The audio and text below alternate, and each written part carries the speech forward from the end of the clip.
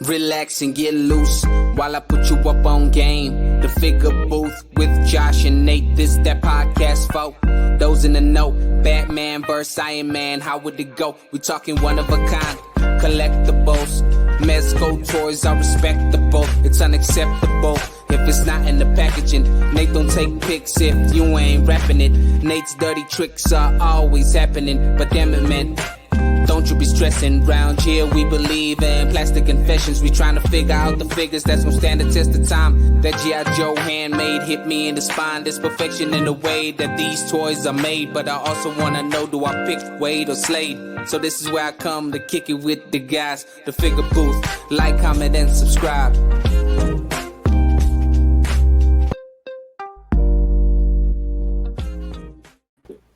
Welcome back, Toy Fam, to another episode of the Figure Booth. I am your host, Josh, aka Prime to the First. Hey guys, this is Nate, aka FigureFan_Nate, and you have reached episode 27, which we're calling No Limits. Then we're gonna get our chains with the tanks. Mystical, masterpiece style. Yeah, we're going old school here. Lil Wayne, the whole crew, everyone's gonna come through. I'm sure there are people that are listening are like, what the fuck? What the mystical? Who is that? Like, what the? These guys are no old. Limits. Yeah, no limit. No. What's going on here? We're starting a Kickstarter. Everybody knows Master P, though.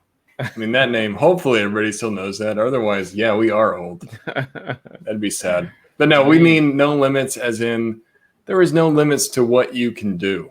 Yeah. You know, don't classify yourself as one thing. You can really be whatever you want. So if you want to be, you know, if you're a customizer and you want to be a toy photographer, you can do that. If you're a customizer or if you're a toy photographer, you want to be a toy reviewer, you can do that. Yeah. If you want to do something else entirely, that's cool too.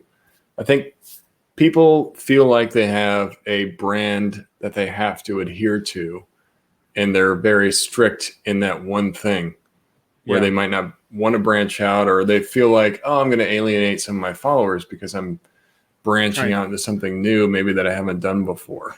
Yeah, try new things, not staying in your lane.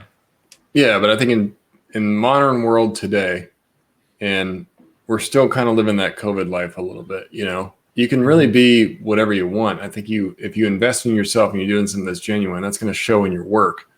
So don't be afraid to push that limit. Yeah, because there are no limits. You know, you have to think about it that way. There is no limit to what you can do. Yeah, you are your own limit. You know, if you say that you can't do it, then you probably won't.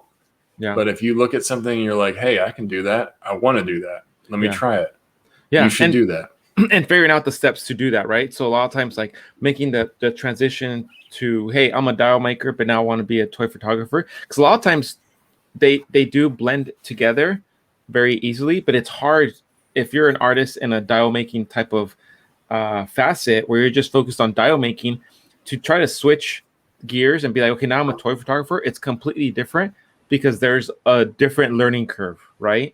Mm-hmm. And I think that's sometimes the overwhelming part. Like speaking for myself, like I'm so used to it, just like I'm a producer of props, and I have a process down in my mind set in step 1, 2, 3, and then deliver end result, and then that's it.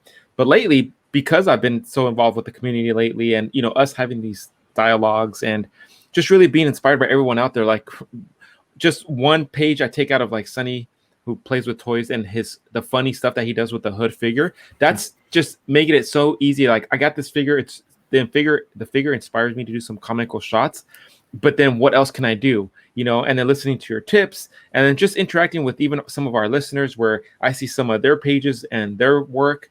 I'm like, man, I really just need to buckle down and then create some type of structure or a game plan of how I can take some toy pics. Because if you look at my IG page, there was a point in time where I did spend some time. I buckled down, I set up my lights, and that's really what pushed me into the dial making, was I had to create my own environment, right? And I took the time to really learn the process of creating some pictures.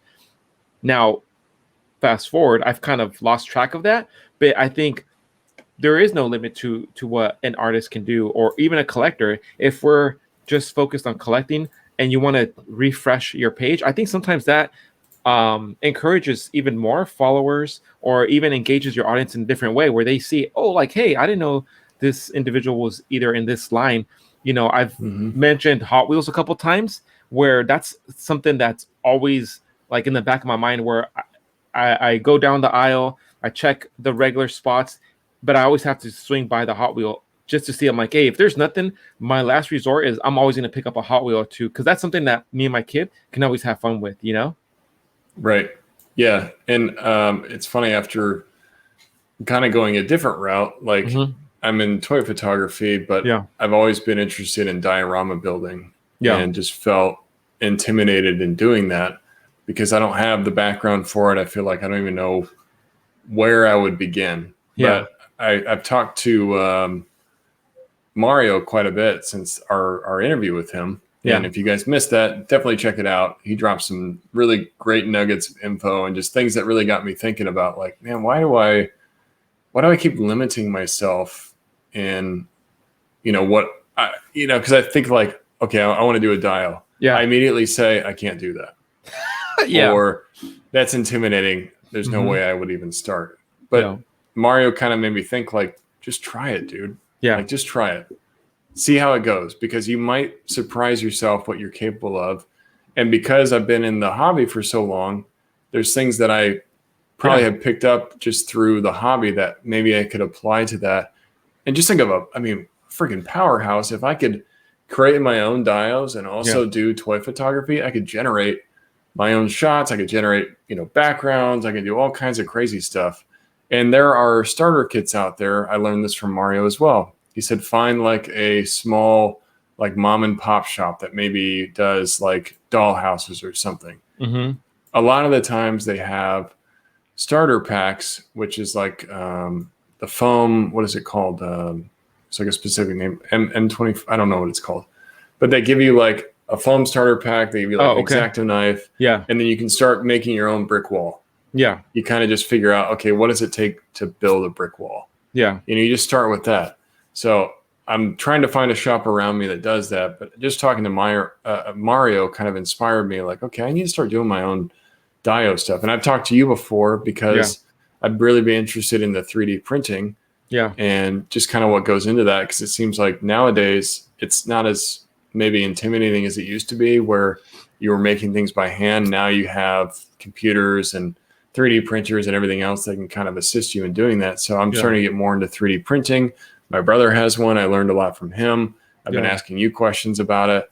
So I think I'm going to start trying to go down that route a little bit more. But it's been inspiring me to be able to create anything that I want instead of, relying on others to buy it, because it can be expensive. And there's a lot of great people in the community. And my first few projects are probably going to be horrible. Right. But just being able to do it, I'm inspired. So I don't want to put limits on myself anymore. I want to tell myself, okay, that is possible. At least try it before I say that I can't do it. You could be the next Da Vinci of dial maker. And we don't know it yet. We don't know it. I don't know. You don't know. I wouldn't go that far. But you could be not the next Da Vinci, and we're like, you probably should never make a dial ever again. This is probably why you should have stayed out of this, Nate. Maybe it was a good idea that you never touched this before. But, that's the thing. You'll never know unless you try. And I think the worst thing you can do is nothing. Exactly. A lot of people just say, like, no, I can't do that. I'm not trying it. But let's say you do it, right? You try it, and it comes out okay. Or you're like, all right, this is good. And then you try it again, and it comes out even better. And like 6 months go by, and all of a sudden now you're like the Da Vinci of dial maker. Now all of a sudden, like, you're on High School Creations Diorama talking, and he's like, dude, you are the #1 dial maker in the country. Like, now you don't even talk to me anymore because all you're doing is commissions. That would be crazy. That's like alternate. That'd be the variant you. You're really making my dreams here, and they're gonna. If we're talking about what if, at some point. if we would be like talking a what if episode, all of a sudden Nate would be like the ultimate dial maker, starring Nate, and that's it. It'd be like you'd be never into toy photography, just the dial maker. Your page all of a sudden goes from epic toy shots to epic dials. That'd be crazy. Would be great. So I don't want to I don't want to pump you up too much, but try your first dials. If you don't become a dial maker or the best dial maker in the country, well, then I don't know what to tell you. or at least like props or something, you know? Yeah. You know, at least trying something You're like, small. Josh said I was gonna be the Da Vinci of fucking dial making. That fucker. Yeah, way to crush my dreams, Josh. You're really hyping me up here. I was and then like, know when well, I try let's go, it, Nate. I'm gonna be like, oh man, I thought Josh said I could really be something. Just here. remember, always cut away, because I remember I was cutting foam one time, and always use a sharp blade, right? I was like, yep, sharp, and it cut right through the foam, and it stopped right on my thumb, and I was like, cool. And I right on lifted your up my bone. hand. Yeah, and then I was like, man, what's really warm? And I looked, and that's just like blood down my hand. It's like, had to go to the ER, get some new skin and some stitches, and that was fun. New skin. You had to get like a skin graft? They put the glue new skin. Oh, yeah. He's like, we can give you stitches, or we can pour new. I'm like, just pour new, like do whatever to save the thumb. Save the thumb. So I had like 2 thumbs there. You're such a baller that you didn't even know what the warm feeling was. You're just like, oh, that's a cut. I was either I was like, don't tell me I cut myself. I was like, nope, I didn't cut myself. I'm like, no, what's that warm stuff? I'm like, that must be hot glue. And I look down, I'm like, oh, it's just a little bit of blood. Oh, it's still bleeding. I'm like, oh, I'm getting lightheaded. Oh, it's nonstop, and now I can't think straight. I'm on now. My thumb's hurting. Oh, cutting foam and drinking is never a good thing. Yeah. Even if you want to be like a toy photographer, like I think a lot of people get really intimidated by toy photography. Yeah, because they think of the equipment, right? Somewhere. They think of the equipment. They think all the lights and everything. But I think if you just break it down in steps, and that's really like right now. And this is and I shared this with you, an idea I have right now, because again, I want to give credit to Sonny, because he really he got me to start snapping shots again of the hood figure. I got that hood figure, and I instantly start cracking up, and I think of his shots. But then I think, okay, what can I do? How can I do my spin on it? And it was so funny because people would see his shots, and they would tell me, I would get a couple messages like, oh, you need that figure because it'd be so funny to have pictures of him and then your arcades, like his reaction, like, oh, I lost, and he has that stupid expression that the figure does, right? And I was like, yeah, I just gotta get a good deal, or I'm just waiting for him to go on sale. And I really enjoy what Sonny does with that figure. But then once I got him, I was like, cool, now I can do like what now I can take my spin on it, and the figure is a ton of fun. And I'm like, man, what should I do next? So that's gotten like my juices flowing, where I'm like, okay, I need to make a dial, and it's pulling me back into the dial making for myself, right? Not taking commissions or anything like that.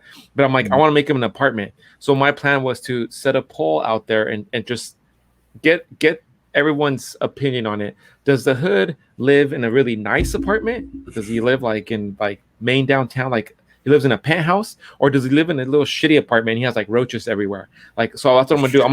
I'm like, okay, he's gonna live in an apartment. He's not a homeowner because he buys lots of figures. So he's a hardcore, like extreme collector. He's the worst of collectors. That's who I feel like the hood figure is. He's the one that cries about everything. He's going hard on the forums, on the blogs, on Discord. Like he has, so he lives in an apartment, maybe a studio or something, or his mom's basement. But I was like, it's either a nice apartment.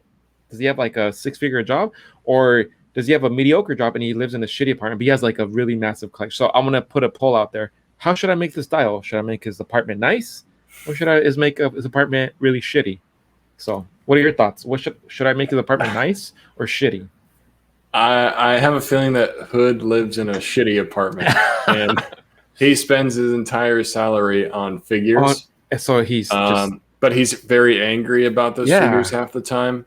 Yeah. And he's, he spends a lot of money on the figures, and then he's got like a laptop that he goes into and just does the nasty comments all day long. But I'm thinking like Joe's apartment style. Yeah. Okay. Roaches living around. Yeah. It's really dirty.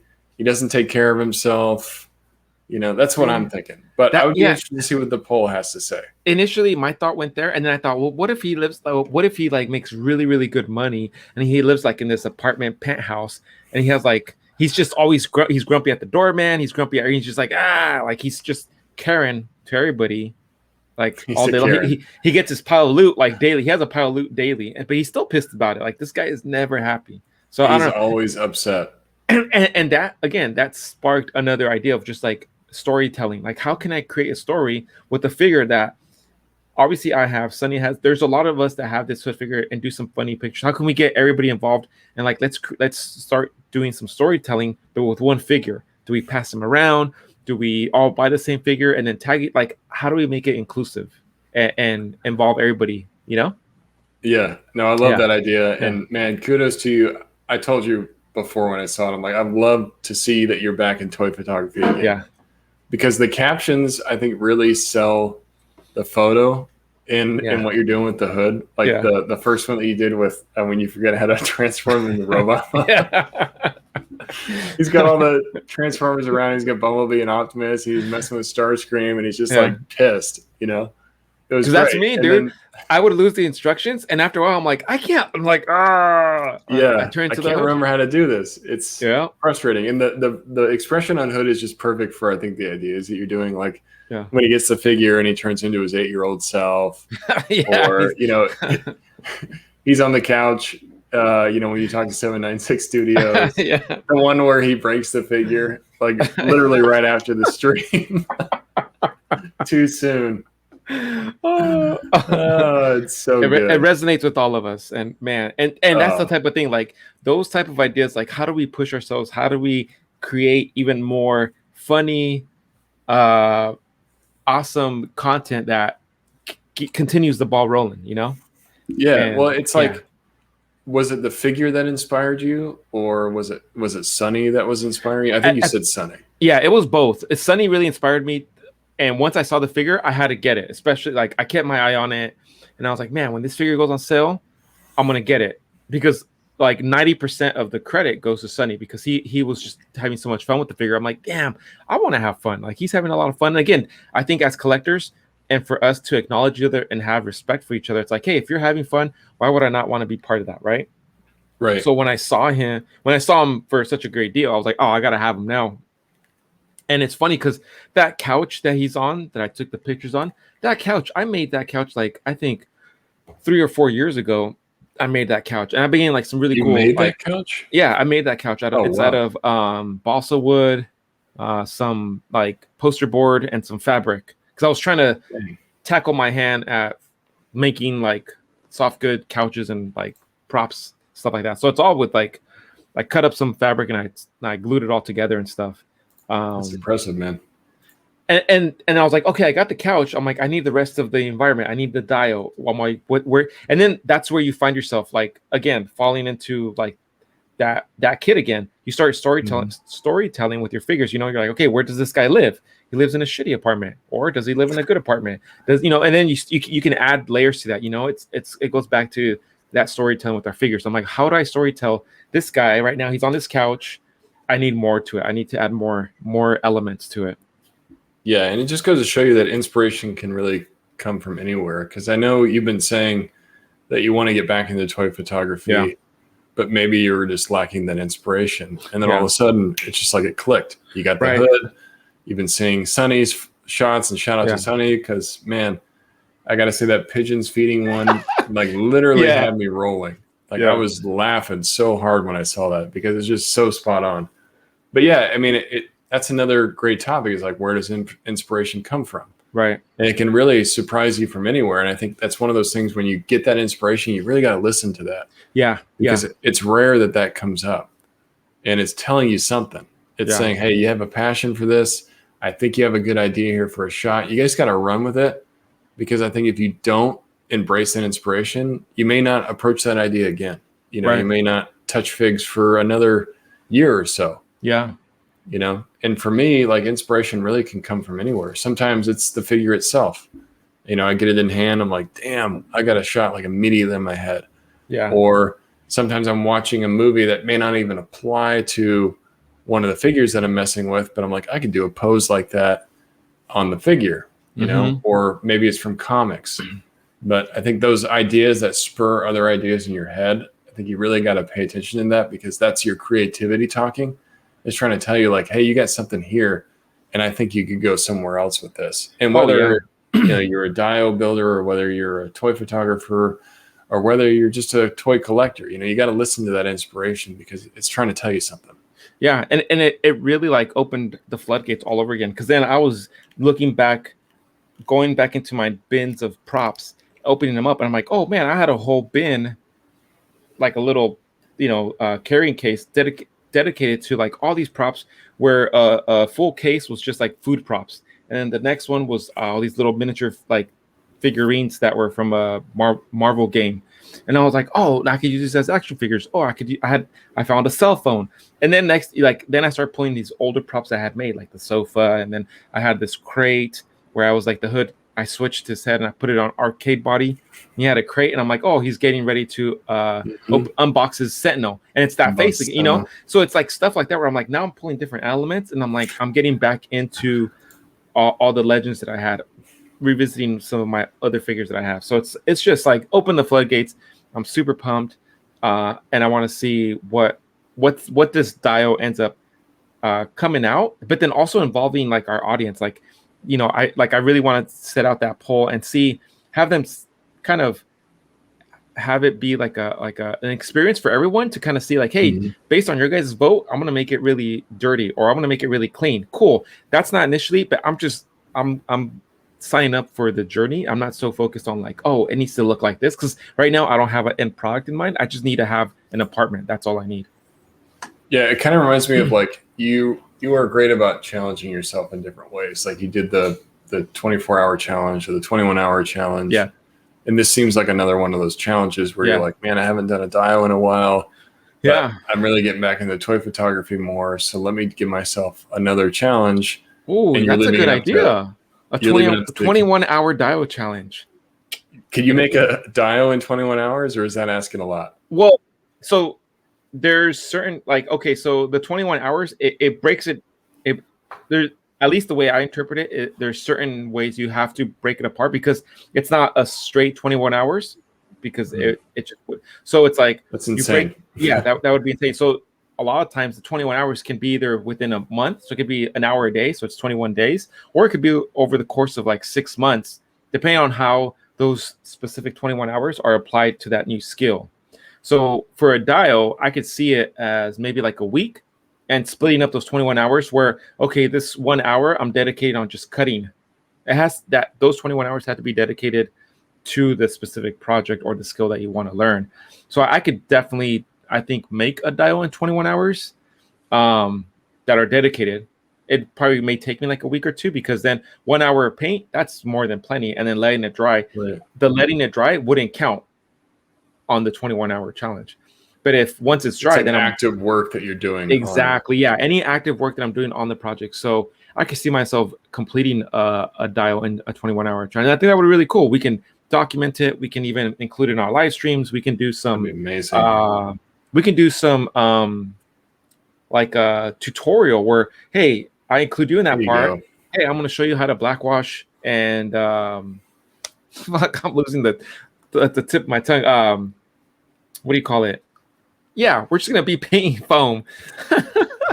No, I hear you. Blackwash and weathering it, and then adding just the different layers to the project. So if you want like a certain look for it, if you want it to look weathered, then there's different layers that you want to go to that. We can definitely do that on a live stream. I think if we can tackle it, it's almost like a cooking show, but I'll tell you, hey, just get these ingredients, and then we could both do it, and then include the audience with that. That'd be a great idea. I love that, because I want to get more into dio building. Yeah. And who's a better guy to learn from than yourself? Hey.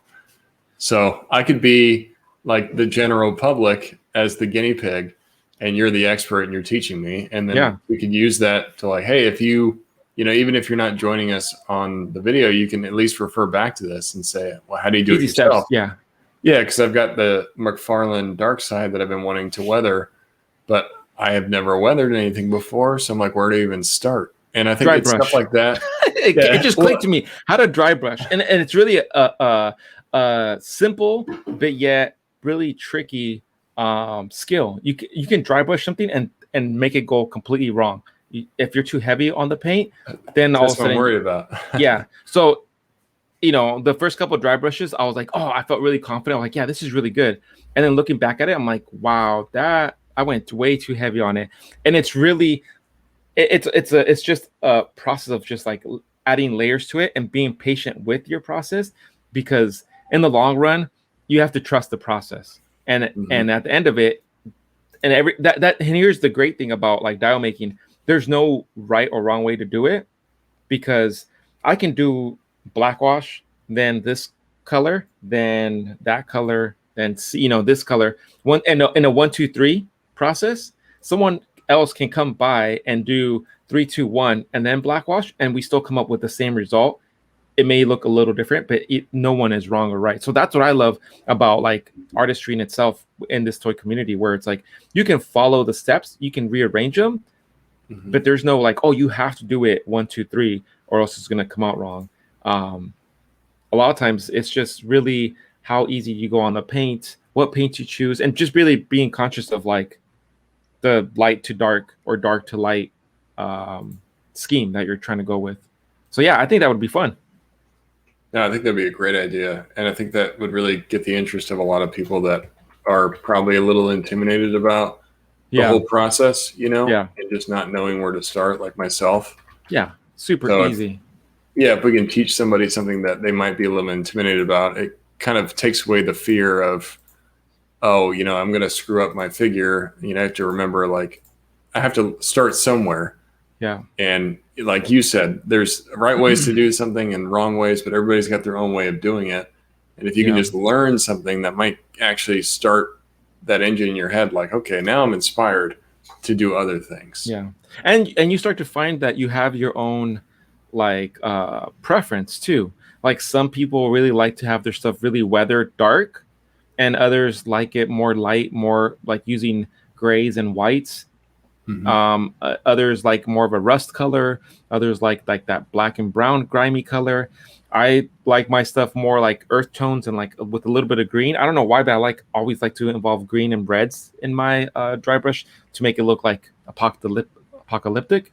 So like kind of rusty. Yeah, kind of rusty. So I have a tendency of always kind of going more rusty or more using more blacks. But a nice white dry brush looks really killer on like on stone and stuff like that. Nice. Yeah, I'm excited for that now. We'll save that for our let's lives. do that next episode. Yeah. I want to do that for sure. But yeah, I mean, just think about like what inspires you guys. Yeah. Like, listen to that inspiration. Don't try to ignore it. And if you have a hankering to try something new, like do that. Yeah. I think the community is a great place and a great resource for information.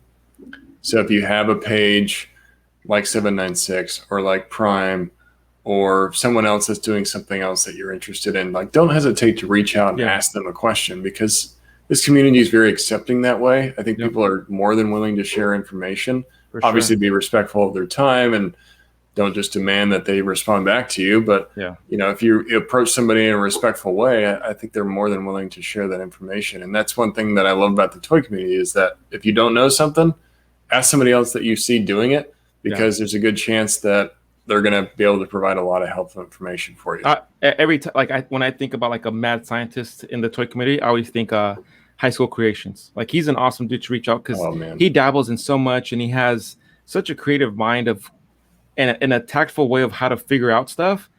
He's definitely a dude that if you guys have questions, again, just be mindful that those that are in that craft of like taking on commissions and working on big projects, a lot of times they do have a plate full. So they'll get back to you. Just be mindful of their time.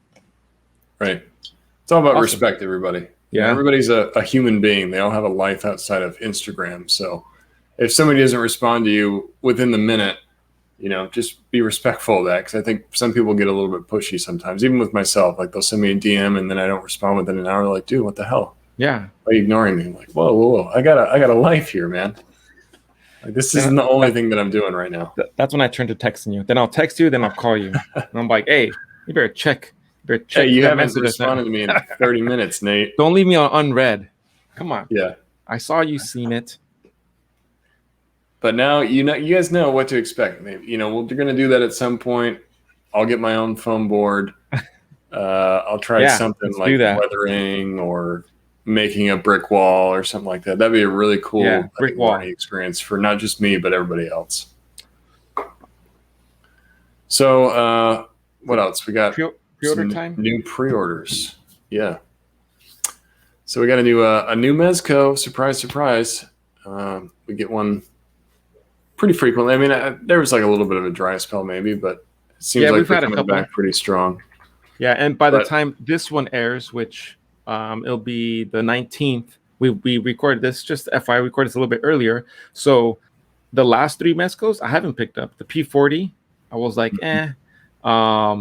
the Red Doc Knock, and then the Black Mold Mosquash, passed on all 3 of those. Yeah, all the exclusives. Kind of all, I'm like, I'm not, there's just too much good stuff. There's too much good stuff out there. Yeah, it's funny because I remember when Rumble Society first started, I'm like, man, I'm all in on Rumble Society. Yeah. Like, I don't care what it is. Yeah. But now it's like, I look back at my Rumble Society collection, and yes, I do love them, but how often do you see a new Doc Knock shot from me? Not very often.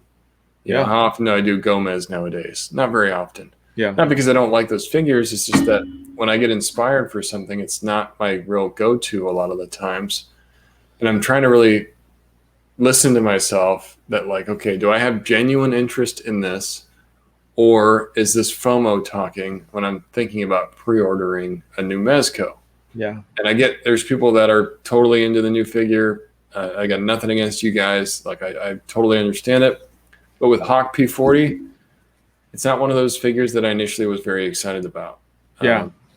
It's just, I don't know. The design just kind of throws me off a little bit. Yeah. I wasn't too crazy. There was bits and pieces that I did like, and then there was bits and pieces where I was like, I was on the fence. It didn't really pull me in, so I was like, I'm just so distracted by other lines and everything else that's coming out, where I'm like, if I spend my money on Mezco, that means I'm not going to be able to get this. And a good example is like Storm Collectibles. They, just issued out the Reptile a couple weeks ago, waiting for that to go for pre-order. And I'm like, okay, what else could they potentially drop? Because that's the thing. Like, we're already getting close to the end of the year. There's going to be a lot of companies that are going to start dropping a lot of good stuff ready for pre-order. So it's definitely tough for any of our audio listeners. I'm just throwing up Hawk P40 just so we can look at it. But yeah, I mean, there's just so much coming out that when I look at these shots of Hawk P40, and shout out to D Amazing, he did a great job in these promo picks. That tank head's really cool. I think that tempted a lot of people. Yeah, I was one of them. I know you had DM me, and you're like, man, that tank head looks really cool. If it wasn't for that, it is really cool. I mean, it looks very industrial, like right here. Yeah. Like if you look in that looks like it reminds me of like a lighter or something. Yeah, for sure. It's crazy. So yeah, I mean, a very original figure. I think it's cool if you're into Rumble Society. It's just not really my jam. And it wasn't a swag bundle, so huge kudos to Mezco for not making a swag bundle. They could have easily thrown a bunch of stuff in here and made it like a 125 or 150 pack, but $95, cool. Yeah, 95 it seems like a rarity nowadays. I remember somebody had said something like, is Mezco, are the days of the $85 figures gone? Yeah, from Mezco. And I think it's definitely died down. I think the last time we saw an $85 figure was probably the Black Skulls. Yeah. But you can see even that they're pretty bare bones, the $85 ones. Yeah. So if it's 95 or 100, they're coming with more accessories. And it's 85. Crazy. Some of the earlier stuff was like 65, like Daredevil. That's true. Punisher. Yeah. Pretty crazy. Yeah. So yeah, didn't get on the Hawk P40 train. I think it lasted for about maybe 6 hours or so. Yeah, it was up there for a good minute. Yeah, it was up there for longer than I think I expected, but I think we're starting to see that more and more now where Mezcos aren't the instant sellouts they used to be. The production runs are going higher. And I don't know. I put up a poll in my story. Are you getting Hawk P40 or not? For the most part, I think it was more of like an 80-20 split. I was kind of surprised. 80% of people said no. No. Wow. And 20% said they were going to get it. So I don't think we're alone there. It's just not one that a lot of people were really resonating with. Yeah. I mean, and for, how we've said a couple of times, there's so much coming out. Noda Toys is coming out with these samurai figures. Looks like, I don't know, one's like a monkey ninja. Could be like, I first saw that shot and I was like, who's under there? Is it the Better Baron? Is it Kevin underneath there? Yeah, you got like a beetle. Oh no, those are different samurai figures. Sorry. I'm thinking of the 5K toy Oh ones. yeah, not the 5K. The Noda ones. Okay. One's a swordsman, a monk, and a Ronin. Is that Kevin underneath there? Yeah, I'm like, is that Kevin? Huh? Because it almost looks like a Monkey King because his hairstyle. Oh, Of okay. that. Yeah. Yeah. Yeah. Shout out to Kevin. He's got that cool King Monkey head sculpt. Oh, I thought you were going to say King Monkey head hairdo. I think it's just a one giant wig. It's a one-piece wig that just his hair is always like that. And then one you put thing the hat that over came it. up. Yeah. Well, see, Mario is the one that does his hair and then puts a hat on. Yeah. Which is he weird. said that in the enablers stream. Yeah. Like, wait. Who does that? Nobody. Come on. Why are you going to mess up the interior of the hat like that? Yeah. Why would you want to put? Yeah. Why would you want to do your hair and then cover it in the hat? And he's like, well, it's because that when you want to take the hat off, you got to have your hair right. What? I was like, they just never take off the hat. Yeah, that defeats the purpose of why would you even put on a hat to begin with? It tells you about his personality, huh? He's like, do I keep the hat on? Do I keep it off? Maybe I want to have it on for now, and then I'll take it off in 2 minutes, and then I'll put it back. It's like, dude, make up your mind. Yeah, just stick to one line, off, buddy. Yeah. Keep the figures. 112 or 118. Make up your mind. Are you doing legends or you're not doing legends? Yeah, 1/6. Which one is it? He's all over the place, man. He really is. That guy, I mean, he's got no limits, though. Yeah. That's the thing. He's doing cha-cha with his hat. He's like, cha-cha on, cha-cha off. Come on. Get those soda toys. For lessons? Do I give them away for free? The Noda toys, they look killer. It's these third-party companies are just like coming in, and the obviously the QC is there because they've been having some really stellar reviews, and I think the following is getting stronger and stronger because a lot of their pre-orders are selling out so quick. You can see with those the V-Toy blank bodies, those are so good, and people are making crazy amount of customs with it. That V-Toy's Robin Cyberpunk, it sold out like crazy. He was a hot commodity on the second market, and then 5K Toys did get a second run, which that helped out a ton of us. And it's sold out again now. Yeah. So with Noda coming in, and look at that Logan soda, right? That Logan soda is really stellar. But Noda coming in with these 3 112 figures. Again, one's a swordsman, one's a monk, and one's a Ronin. I mean, the pictures have been going on everywhere, and it looks crazy. If you're into samurai and ninja stuff, it's going to go good with your Gomez Lone Roach. It's going to go good with those golden skulls. It's going to go good with some articulated icons. Anything ninja-like, it should go good with these Noda toys. Yeah, I love that third party just continues to get more and more popular, and you're seeing just more and more figures coming out of the third party retailers, which it's stuff that we probably wouldn't really see outside of that. Yeah. So if you're into the unique stuff and you want something that's a little bit different that maybe you can add to your collection, that's a great resource. But yeah, the third party samurais.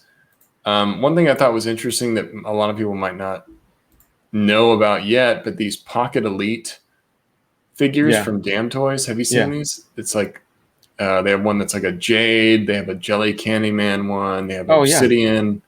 They have like a hard Candyman. Like it's like different bodies and different colors, and they're like $28. It's crazy. In today's modern world, that is cheap. Yeah. And they look super articulated. I can see people putting clothes on these and easily making them something else. Yeah. It's a cool like blank body for a very cheap price, in my opinion. And that's from Damn Toys. Yeah, Damn Toys. They're on BBTS. You can pre-order. And there's one that looks like a translucent guy with body kind of sticking through a little bit. It looks cool. I mean, they're definitely unique. Yeah. Maybe something that I might not pick up right away, but if I wanted some extra bodies, I think this would be a good companion for like synthetic humans. Yeah. If you're into that kind of thing.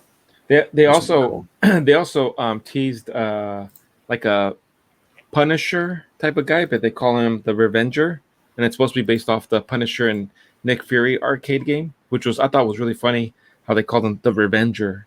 And he has a skull in his chest. He has that classic Punisher outfit on him.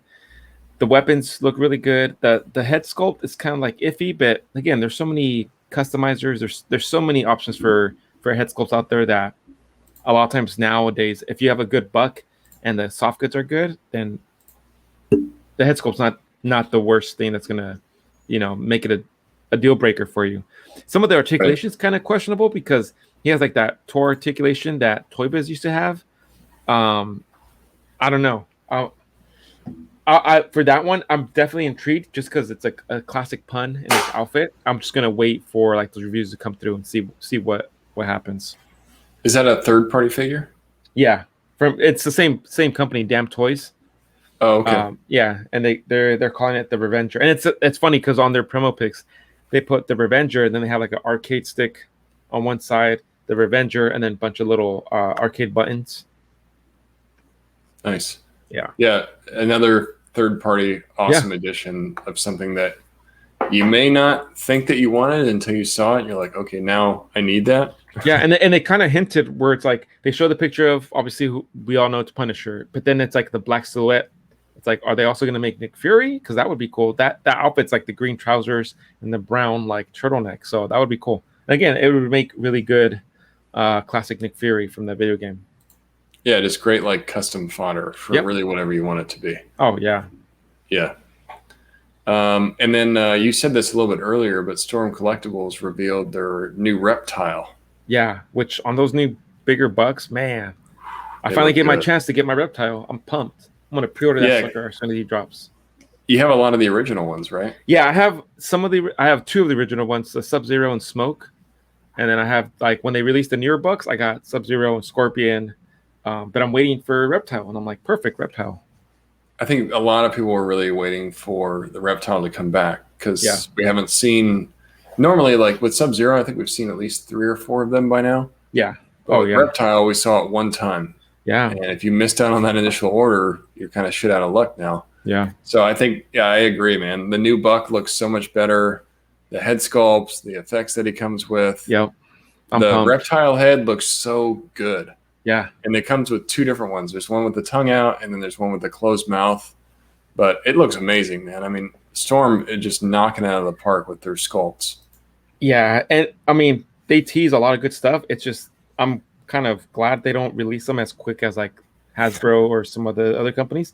But a lot of times I'm like, man, come on. Like, I'm waiting for some of that Tekken stuff to drop. I'm waiting for the Darkstalker stuff to drop. Like, but at the same time, I'm like, okay, just don't make it back to back to back. Like, yeah. And they don't. I mean, Storm's good, I think, about spacing stuff out. Yeah. But I know you're dying to get your hands in the Morgan, I'm sure. Hey, who isn't? Don't we all want to get our hands on Morgan? It's great to see that she's and coming. Felicia. Hello. Don't forget her. Give me a 2-pack. I'll take 2 of them. No, and then I know Mario wants some. Yeah, Mario, he's pre-ordered 4 of them. The reissue of the Zangief, that's what I'm pumped for too. Oh yeah. That looks good too. Yeah. Storm and the King figure that they released that's recently. the God, King he looks so cool. Can't Beefy. wait. Yeah. Huge figure. He looks like a Zangief. Yeah. But with the tiger head. Yeah. He's gonna look badass. You can't go wrong with that. One thing I wanted to note, it's not really like a new pre-order, but and it's going to be too late by the time this airs, but NECA is going to do pre-orders of the Chrome Dome and Goliath, which is awesome because I was really worried about getting the Chrome Dome in person. Yeah. That's going to be one of those figures that's going to be hard to find. Yeah. But they're putting them both up on their site. Do you think he'll be hard? Because Muckman and Gecko, they're everywhere. That's true. That's a good point. And then with NECA, their shipping's crazy. It's like $20-something. That's true. It's like $15 to $20 depending on what you get. And I mean, now you're kind of talking me out of it. Like, do I not get? Because I want to get a Chrome Dome, but I don't want to pay $25 for shipping Chrome Dome. And if he's $39, or that's half the price of the figure. And I've passed on NECA's 2 other times when they've offered, and I'm like, I'll just take my chance at the stores. And it was for one was for Super Shredder, and the other one was I can't remember what the other one was. It might have been like the Splinter and Shredder 2-pack for the movie. I don't know. It was something. I passed on it, and eventually I found it. The other one, I haven't seen it, but I was like, okay, well, it's my loss. Yeah, that's a good point. I mean, I tend to have pretty shitty luck with NECA around my area. Yeah. But I know I can always rely on you to help me. Yeah. You've helped me with a few NECAs in the past. Yeah. But yeah, you're right. I mean, I've been seeing a ton of Mutagen Man and what is it? Gecko. Why can't I think of his name? Yeah, Mondo Gecko. Mondo Gecko. Yes. But what I never found before really was the Super Shredders. Like a lot of the turtle 2-packs or like the foot 2-packs. I don't see those anywhere. So it's definitely hit or miss. Yeah. I just don't want Chrome Dome to be a miss because that's definitely one that I want in my collection. Yep. Yeah, same here. Chrome Dome is definitely one that, and that's why I'm just debating. I'm like, should I get him? Should I not get him? It's gonna come down to that. If Last minute decision. Yeah. And I feel like Goliath might be a little bit easier to find. I don't know though. But doesn't BBTS have Goliath too up on pre-order? Yeah, that's true. So that's where I have him on BBTS. Yeah, that's true. That's a good point. But I feel like he's going to be pretty popular when he releases. Oh yeah. So not really I mean, it is kind of a pre-order, but it's not anything new that we haven't seen already. Yeah. But I'm pumped for that Chrome Dome. Yeah, for sure. But that brings us to go ahead. Pretty early, and he looks great. Yeah. That brings us to Plastic Confession. Plastic Confession. Do you want to go first? Do you want me to go first? Go ahead. You go first. I'll go first. I think you have a better Plastic Confession than I do. Mine's small. I don't know, man. That stack that you got is yours is small, but it is it's pretty cool stuff. Let's just see what you got. All right. So my Plastic Confession is I got some acid rain Lugans, however you want to say it. I think you said it right the first time, Lugans. It's a little peachy, guys. And it was a pack that I got with 796 Studios. He wanted one of them. Sent me. I bought the rest of them. So I got what color is this? This is the red guy. It's the red one. I got all the rest of the colors. The yellow little guy has a really cool head on there. I got the blue little guy. Larkspur is the only one so far. And then I got the one that I really, really wanted was the purple dude, Croatica. Looks like he has a little devil head. Oh, nice. Yeah. So I'm pumped because, they got soft goods on here. They got the little PJs. It reminds me of something out of like a Tim Burton movie because they all got like these little futuristic head sculpts on them. So I'm pumped. And these are going to be my first Acid Rain figures that I'm going to check out. They're all really bright colored. So yeah, I'm just super stoked on that. Yeah, the more I talk to you and Mario, the more I'm getting enabled to get something Acid Rain. Because I know it's funny. I think Mario mentioned this on when you guys were on the enablers, but there's nobody that really reviews Acid Rain figures. No. I went to actually look at those Lugans. I think it was last night. Yeah. And I'm trying to find a good reviewer, and there's a guy that does it, and I think he reviews a lot of Acid Rain stuff, but it's not really the style that I prefer. Yeah. Yeah. It's not a Wade. It's not like a D Amazing. It's not a Toy Bro. I think there's a calling there because there's a Joy Toy figure that it's in my BBTS pile of loot. It hasn't came in. And it's weird how some people get it that are different areas. They get it first, which I mean it makes sense, right? Same thing with Legends. But I saw the review and like I kid you not, it was hard to sit through. Where I was like, and I don't know if it's like we're accustomed to like a typical Legend review where there's good lighting. Just I need a generic background. I don't need like a fancy smancy background. Just show me the figure, what it can do. Give me some size comparisons, that type of stuff. So yeah, I don't know. We'll see what we can do with these Lugans and show the 1/12 scale community what these guys are all about. Yeah, those are really cool figures. I think a lot of people will be interested. It's one of those lines that you hear the name all the time, but you just don't see a lot of reviews or people really using them a whole lot. Yeah. So it's definitely like I think a underserviced area in the community for sure. Yeah. Yeah. So that was it. That awesome. was my Plastic Confession. So you got five of the Lugans, huh? Four of the Lugans. Sorry. Yeah. That's right. Mario got one. Well, I finally shipped my HLJ private warehouse, which I'm sure they've been pissed because some of these are well over the 60-day shipping mark. But I'm such a cheap ass that I refuse to ship one figure. Yeah. Because I don't like to use the airmail because it takes like literally 2 to 3 weeks. Oh, yeah. So I usually will use FedEx or something because I just want to get it immediately. And this was in my hands within like 3 days after shipping. That's crazy. And we're talking all the way from Japan. So I got the Dark Knight Joker. Nice. Which he's okay. Yeah. You know, I'm a huge Joker fan, so it was almost a must to get it. But I got to be honest, when I'm playing with him, he's got no ab articulation whatsoever. Yeah. Like there's nothing here. So if I'm going to try to recreate that classic scene where he gets his neck broken by Batman, it's going to be really hard to get him to sit down because there's no ab articulation. But I mean, he does come with the classic head with the battering in the eye. So that's kind of awesome. cool. Yeah. I don't really see that very well, but hopefully you get the idea of what I'm talking about. Yeah. And he comes with cigarettes, which I didn't realize he came with, and some batarangs. So that's cool. I mean, it's Joker, so I couldn't say no to Joker. More Gucci's. Gucci gang in the house. That's right. Mario and a few others had told me in the past that this Wonder Woman is actually a really great figure. I can't remember his name, but it's like Ziornath on Instagram. Oh, yeah. You've probably seen his photos before. Yeah, he does amazing action shots. I know who you're talking about. Yeah. But I was talking to him about it. He's like, dude, that Wonder Woman is the shit. Like, you need to get it. It looks really good. And I love the Harley, so I got that one. So, yeah, she's pretty cool.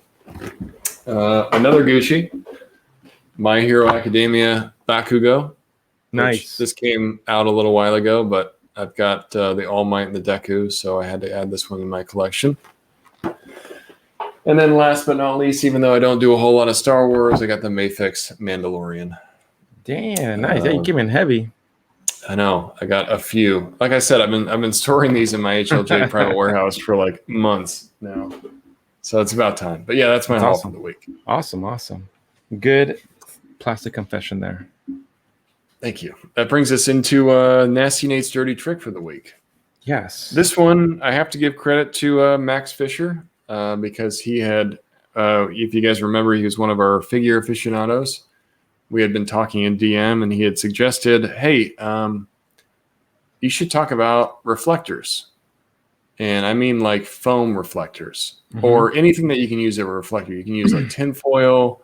You can use just any kind of shiny material. But I said foam specifically because I've been getting some new stuff in the mail and they come with like big pieces of foam.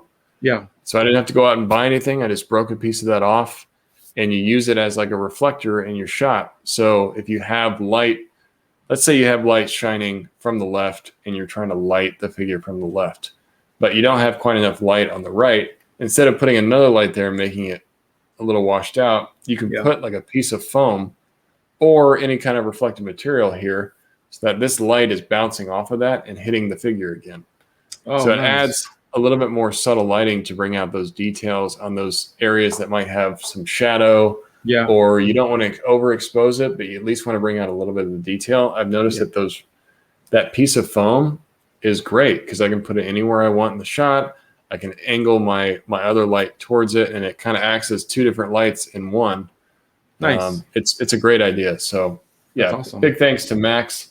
I've never had really done that before, and I tried it out on a couple of recent shots, and it worked out a lot better than I expected. Awesome. So yeah, that's a really good idea. So if you guys are having struggles with lights, maybe try out that and see how it works. Yeah, that's great. Awesome. Good tip. And then last but not least, of course, our figure aficionado for the week. Yes. And this guy doesn't really need any more followers because he's got a pretty huge following on Instagram already. But his name is Dan's Toy Art. Good old Dan Williams. More. Yeah, I mean, he's got like 16,000 followers. The more, the merrier. But one thing I want to shout about Dan, not only is he a master storyteller, like if you follow his work, his storytelling capability is insane. Like he creates all of these stories and sometimes they'll go on for like 10, 20 shots. That's awesome. Yeah. But that's like a thing I think a lot of people don't think about sometimes is I got to have a story behind the shot. Not only that, he's probably the first account I have seen using the new HasLab Sentinel.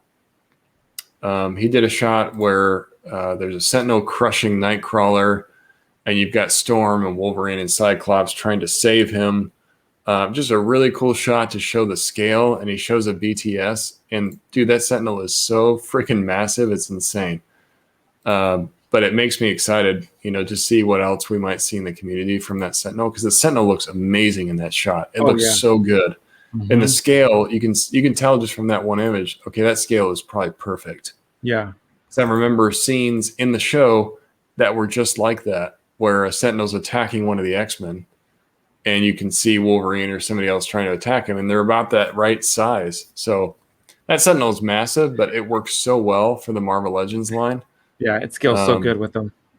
Yeah, and then he did another shot with Magneto, kind of standing in front or floating in front of one of the Sentinels. He says, "You will bend to me," because it's Magneto. Obviously he controls metal.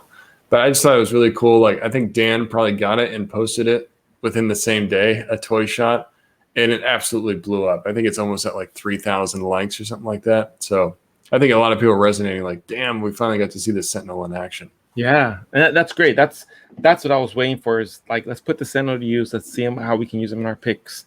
It's mind-blowing. So awesome. Yeah, anybody listening is curious to how that looks in a toy photo, go check out Dan's toy art. Awesome. Hells yeah. So he's this week's Figure Aficionado. So hats off to you, sir. Killing it with those Sentinel shots. And that brings another episode to a great end. Thanks everyone that has been tuning into our lives every Monday. You can catch us here on YouTube every Monday at 6 p.m. Pacific Standard Time. Make sure to catch a new episode every Sunday, whether it's here on YouTube or the audio version, which you can find on Spotify, iTunes, all of your major platforms that you listen to podcasts. Make sure you check out the Figure Booth. Also, make sure to subscribe, share, like, comment. You guys know the process. And what we're trying to do now is get to that next milestone. Hopefully, it's 1K. So let's see if we can get there. For sure. I want to call out, we have not missed a week of episodes yet. Oof. So kudos to us, because we're at 20. We're at 27 here, and we haven't missed 1 week. So I think it's clear that me and Prime are really committed to this. We really want to make this something awesome. Yeah. If you guys have missed some of our past episodes, we did 3 great interviews so far. Yeah. So last week we did Unparalleled Universe with Wade. Great interview. That was a great talk. He was a fun guy to talk to. I got to say, I was a little intimidated to talk to him before we got started, but he made it really easy to talk to him. Go check that out if you haven't seen it already. We've interviewed 796 Studios himself, the Cha-Cha Master, Mario. Make sure you check out that interview. And then we started out really strong with Just Jay Hernandez. So if you guys haven't seen those, please go check them out. Really great interviews. You get to know a little bit about people that you probably have been following for a long time. So, thanks to all the support so far, though. We still get tons of reach outs, tons of comments. We really, really appreciate it. So thank you. Yes, for sure. So I've been your host, Josh, aka Prime to the First. You can follow me on Instagram, Twitter, and Facebook, all under Prime to the First. And I've been Nate, aka FigureFan_Nate. You can catch me on Instagram, TikTok, and occasionally on Facebook. And that's going to do it for another episode of The Figure Booth. Thank you guys. You guys have been listening to The Figure Booth.